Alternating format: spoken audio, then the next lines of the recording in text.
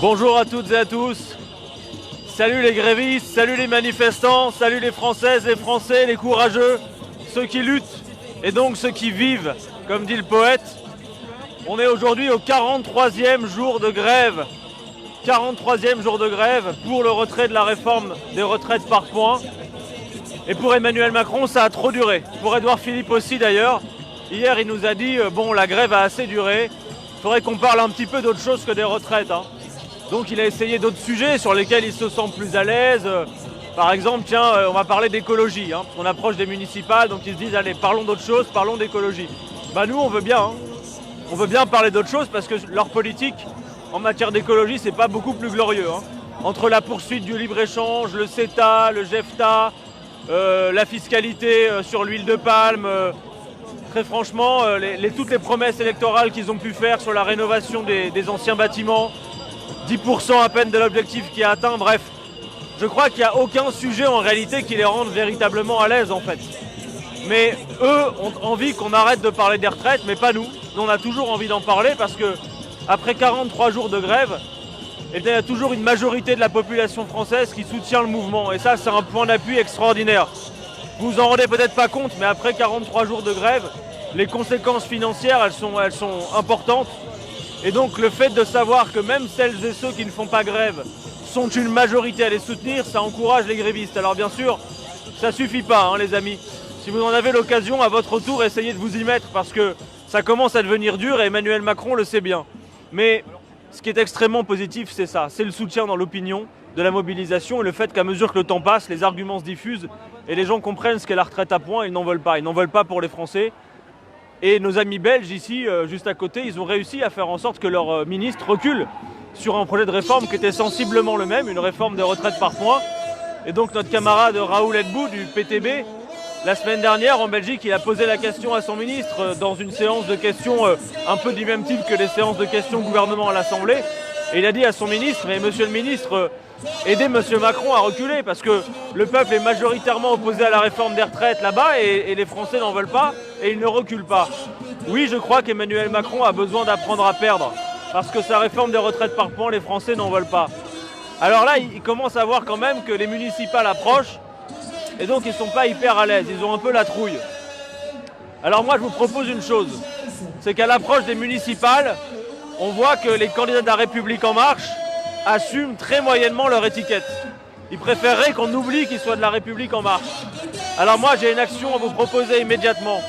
Il faut se charger partout dans le pays, à l'occasion des municipales au mois de mars prochain, de faire en sorte que les Françaises et les Français sachent bien qui sont les candidats de la République En Marche et qui sont les candidats LREM, la retraite en moins.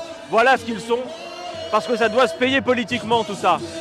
On ne peut pas gouverner contre son peuple, surtout quand dans le programme présidentiel d'Emmanuel Macron, il était écrit qu'on ne toucherait pas à l'âge de départ ni au niveau des pensions. Or, tout le monde a compris que l'âge de départ légal de 62 ans n'allait plus être que théorique et que génération après génération, il faudrait travailler toujours plus. Parce que la seule solution qu'il voit pour régler le problème des retraites, et quel problème s'il vous plaît, 8 à 17 milliards de déficit potentiel d'ici à 2025, sur un total de 300 milliards, alors qu'il y a 127 milliards de réserves dans les différents fonds des différents régimes, que encore la semaine dernière on apprenait que le CAC 40 c'est 60 milliards de dividendes versés aux actionnaires et tout le monde sait bien que la richesse produite elle est d'abord et avant tout le fait des travailleurs. Donc nous on a proposé à Édouard Philippe d'autres solutions puisqu'il a dit l'autre jour je suis prêt à entendre toutes les solutions pour le retour à l'équilibre financier. Ça tombe bien, nous on en a des solutions. Faire en sorte que véritablement on partage les richesses produites. On peut faire en sorte que les femmes et les hommes à travail égal gagnent le même salaire. Et la hausse des cotisations qu'en résulte permettrait immédiatement, pour l'instant T, de financer la retraite à 60 ans. Et puis à plus long terme, on peut augmenter les salaires pour mieux répartir les richesses et augmenter les cotisations, une part de votre salaire, pour faire en sorte qu'on finance les retraites. On a toujours fait comme ça. On a toujours consacré une part plus importante de richesse aux retraites à mesure qu'il y avait plus de seniors et donc plus de besoins. Mais eux, non, la seule chose qu'ils voient, c'est que vous allez devoir travailler jusqu'au-delà de l'espérance de vie en bonne santé et surtout bien au-delà. Parce que j'espère que vous avez bien compris que quand on parle de l'âge d'équilibre à 64 ans, il ne va pas rester à 64 ans, les amis. dans le rapport du regretté Jean-Paul Delevoye, l'âge d'équilibre se décale génération après génération. Et donc vous allez devoir travailler toujours plus longtemps à mesure que l'espérance de vie ou que la génération en cours sera plus nombreuse, tout simplement. Donc ça, c'est pas la bonne solution, plus exactement, c'est la solution de ceux qui ne veulent pas partager les richesses. Et nous pensons véritablement que les travailleurs de ce pays, dont la productivité a bien augmenté, mériteraient effectivement de pouvoir partir à la retraite à un âge décent avec un bon niveau de pension. Voilà, donc on n'en démord pas. Emmanuel Macron est droit dans ses bottes, mais visiblement les manifestants et les grévistes aussi. Donc on va continuer. Je vous appelle une nouvelle fois à faire tous les gestes de solidarité que vous pourrez, les caisses de grève, être présent dans les AG, dans les piquets de grève, dans les manifestations. Faites tout ce que vous pouvez pour faire se répandre les arguments, pour qu'on puisse expliquer que non seulement il n'y a pas de problème financier, je cite un autre chiffre, 42 milliards d'encours bancaires pour les retraites chapeaux. Encore un régime spécial dont ils ne parlent jamais. Bref, on a de quoi faire. On a de quoi faire et on peut obtenir le retrait comme nos amis belges l'ont obtenu en Belgique. Voilà.